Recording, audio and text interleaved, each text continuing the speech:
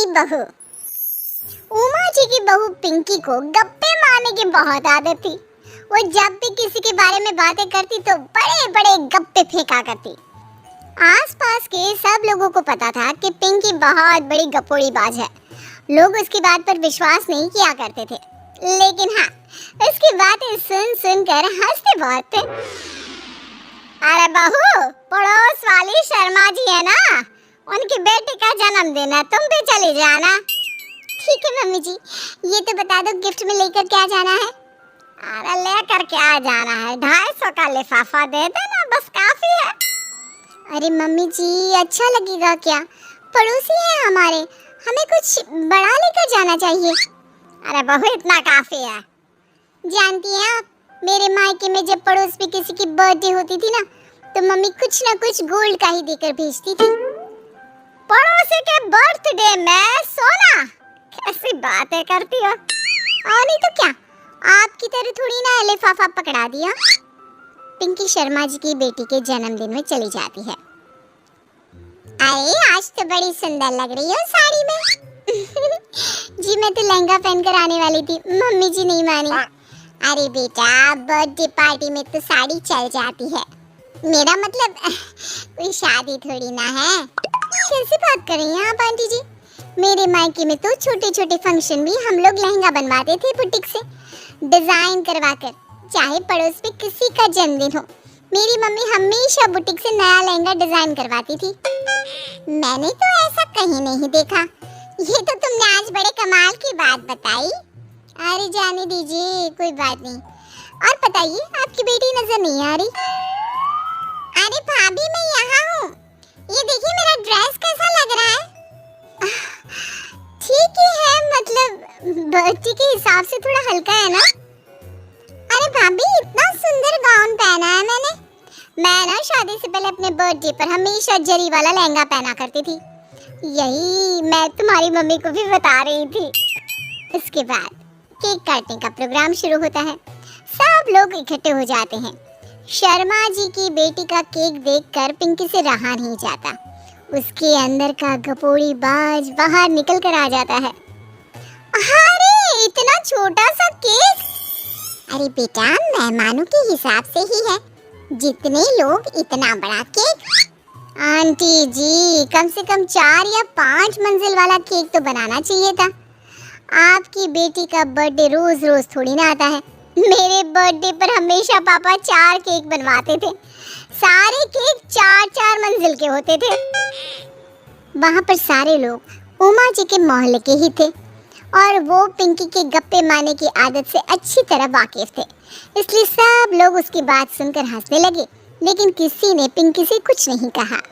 एक दिन सुबह सुबह पिंकी ने अपनी सास से कहा, मम्मी जी, मेरे मम्मी पापा मुझसे मिलने के लिए यहाँ आ रहे हैं। अरे वाह, ये तो बहुत अच्छी बात है। उनके आने की तैयारी करो, अच्छा अच्छा खाना बनाओ। वैसे कब तक आएंगे? मम्मी जी फ्लाइट से आ रहे हैं, कल शाम को 4 बजे की फ्लाइट है।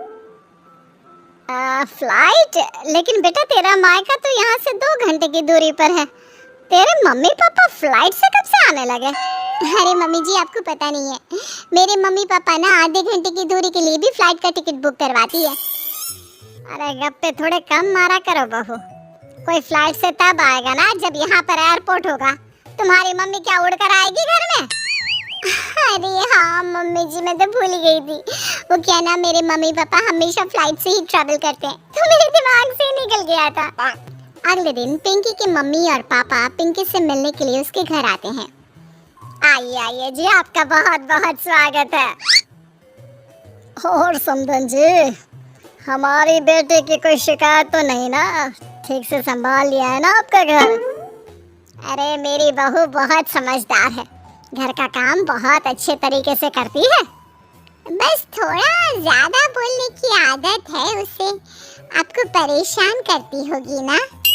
बात तो आपकी सही है, उसकी थोड़ा ज्यादा नहीं बहुत ज्यादा बोलने की आदत है।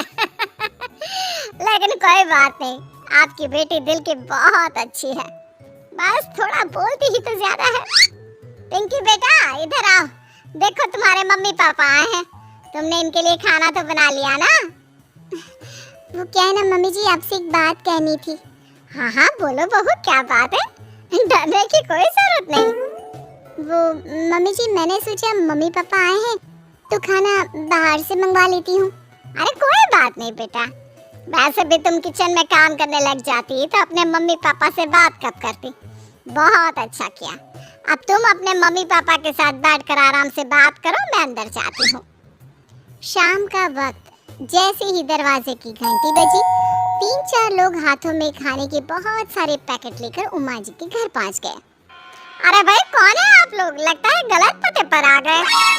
नहीं नहीं माँ जी, हम तो खाने का ऑर्डर डिलीवर करने आए हैं, यहीं से बुकिंग मिली थी। अरे नहीं नहीं, आपको कोई गलत फहमी हुई है। हमारे यहाँ तो 2 ही मेहमान आए हैं।